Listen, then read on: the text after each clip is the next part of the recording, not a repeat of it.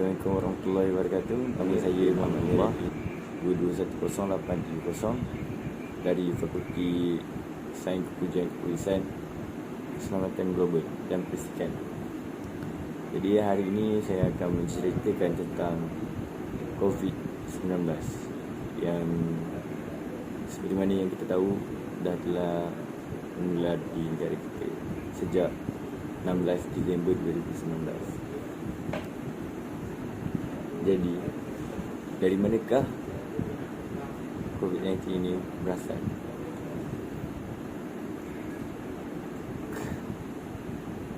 Jadi dari mana coronavirus ini berasal atau bagaimana coronavirus ini ditemui? Coronavirus ini merupakan dari keluarga virus coronavirus, di mana pelbagai jenis coronavirus seperti Severe Acute Respiratory Syndrome Coronavirus (SARS), Middle East Respiratory Syndrome Related Coronavirus (MERS-CoV), Coronavirus Disease COVID-19 terbaru. Apakah yang dimaksudkan? Apakah yang dimaksudkan dengan COVID-19? COVID-19 merupakan jenis virus yang baru dikenal pasti di negara Malaysia, di mana sebelum ini COVID-19 ini berasal dari negara China, iaitu di Wuhan. COVID-19 ini akan menyebabkan jangkitan pada saluran pernafasan sistem manusia.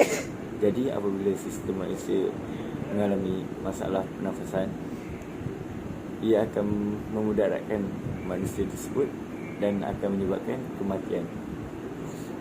COVID-19 juga boleh berjangkit daripada individu ke individu melalui titisan pernafasan atau sentuhan. Apakah bahaya jangkitan COVID-19 yang kita tak tahu selama ini?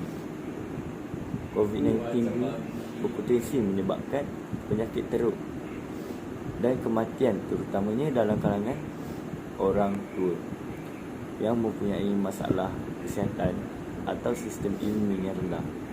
Seperti yang kita tahu, telah ramai manusia di dunia ini meninggal disebabkan oleh COVID-19. Jadi tidak heranlah bahawa COVID-19 itu sangat bahaya yang telah menjadi ketakutan orang ramai sejak setahun atau 2 tahun yang lalu dan berterusan sehingga sekarang.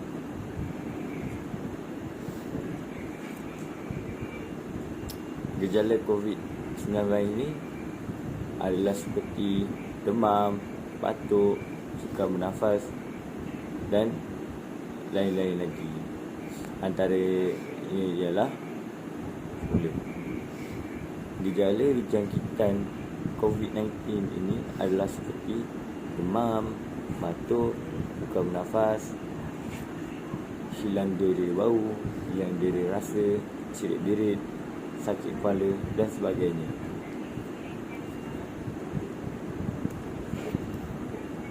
Gejala teruk bagi COVID-19 ini pula ialah pneumonia dan kegagalan buah pinggang.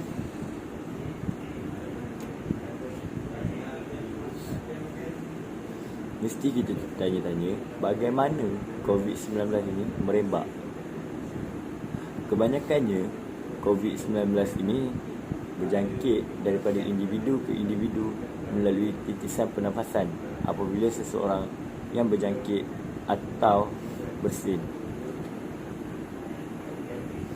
Dia seperti yang kita tahu, apabila kita bersin, kita akan mengeluarkan cecair dari mulut, iaitu air liur, di mana air liur itu apabila terkena pada tubuh seseorang individu lain, ia akan menyebabkan jangkitan itu berlaku dengan pantas. Simptom-simptom yang terdapat pada individu yang baru dijangkiti tidak sepantas yang kita sangkakan, tapi kita tak sedar yang bahawa kita sudah dijangkiti COVID-19 apabila seseorang yang telah sakit virus itu berjangkit dengan individu baru.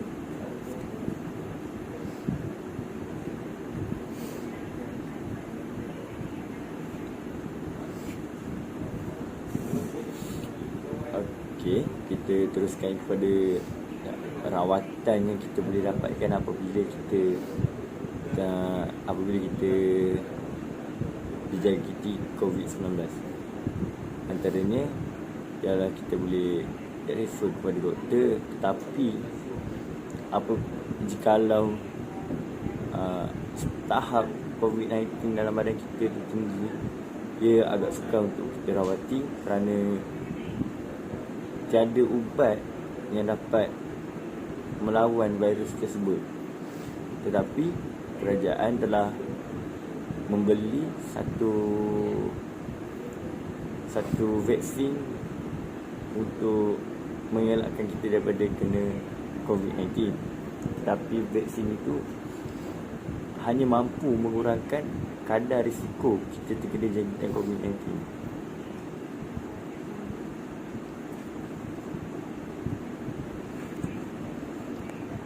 Okey, seterusnya kita akan terangkan tentang langkah-langkah pencegahan COVID-19. Individu yang tidak mempunyai gejala perlulah mengambil tindakan yang sewajarnya atau mengambil berat tentang hal ini, kerana hal ini mampu mengelakkan diri anda daripada terkena jangkitan COVID-19. Yang pertama, kita hendaklah kerap basuh tangan dengan air, sabun atau dengan hand sanitizer.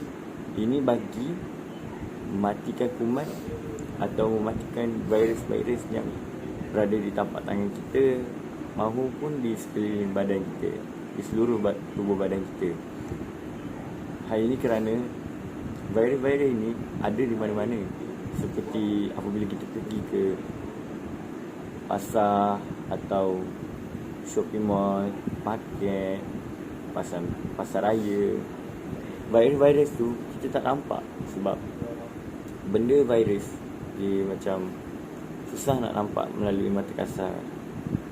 Jadi kita kena anggap bahawa virus tu ada di mana-mana. Jadi kita kena sentiasa basuh tangan dengan sabun dan hand sanitizer bagi mematikan kuman-kuman tersebut atau virus-virus tersebut. Seterusnya, kita hendaklah menjaga jarak 1 meter antara individu itu sendiri. Contohnya, apabila kita ingin bersembang atau bercakap dengan kawan-kawan, dengan orang sekeliling, dengan penjual kedai, sesiapa saja, kita hendaklah mengekalkan jarak 1 meter. Hal ini dapat mengelakkan kita daripada dijangkiti wabak COVID-19 dengan pantas.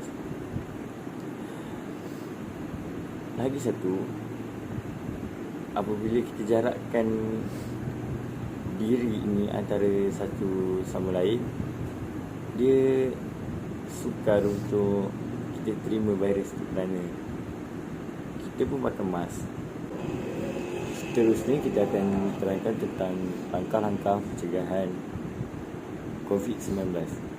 Yang pertama, kita boleh basuh tangan dengan kerap dengan menggunakan sabun dan hand sanitizer. Hal ini dapat mematikan virus-virus yang ada pada sekeliling tubuh badan kita. Hand sanitizer sangat penting pada masa kini kerana ia dapat membantu kita dapat mencegah penularan wabak COVID-19 ini. Jadi kita naklah membawa hand sanitizer ini sentiasa berada dengan kita walau di mana kita berada. Benda hand sanitizer ada yang jual paket yang kecil yang memudahkan semua masyarakat Malaysia ni membawanya.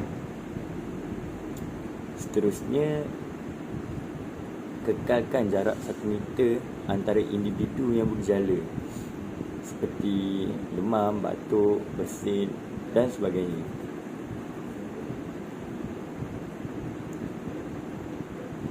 Seterusnya, kita hendaklah menutup muka dan hidung menggunakan tisu apabila batuk dan bersin. Hal ini dapat mengelakkan kita daripada berjangkit atau menjangkiti orang lain, kerana kita tak tahu yang COVID-19 ni dah ada dalam badan kita. Jadi untuk kita mengelakkan daripada penularan wabak COVID-19 itu, kita hendaklah menutup muka dan hidung apabila bersin dan batuk. Seterusnya, buang tisu ke dalam tong sampah.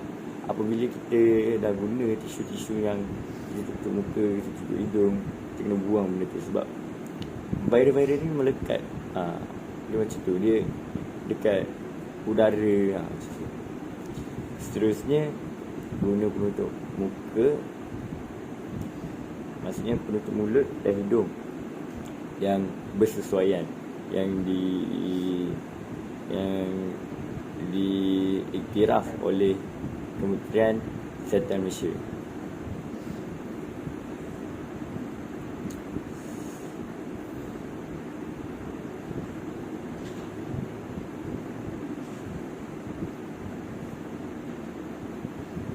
Jadi, apakah tindakan Kementerian Kesihatan dalam mencegah dan mengawal penularan COVID-19 ini? Antara tindakan-tindakan yang dilakukan oleh KKM sekarang ini adalah mereka melakukan saringan di pintu masuk antarabangsa bagi sesiapa sahaja yang ingin keluar atau masuk ke dalam Malaysia. Seterusnya, membuat saringan gejala di fasiliti kesihatan maupun awam ataupun swasta. Seterusnya, Kementerian Kesihatan juga menjalankan pemantauan kontak di rumah. Mereka menggunakan aplikasi MySejahtera sebagai alat pengimbas di mana tempat itu berisiko tinggi atau tiada risiko.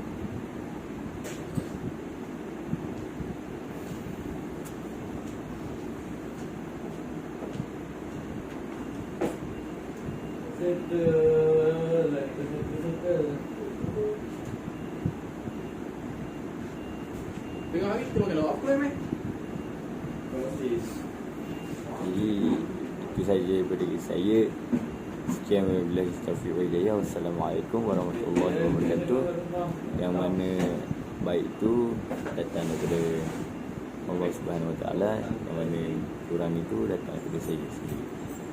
Ambil yang baik, buang yang teruk. Sekian. Ambil yang baik, buang yang teruk. Babi hari ni.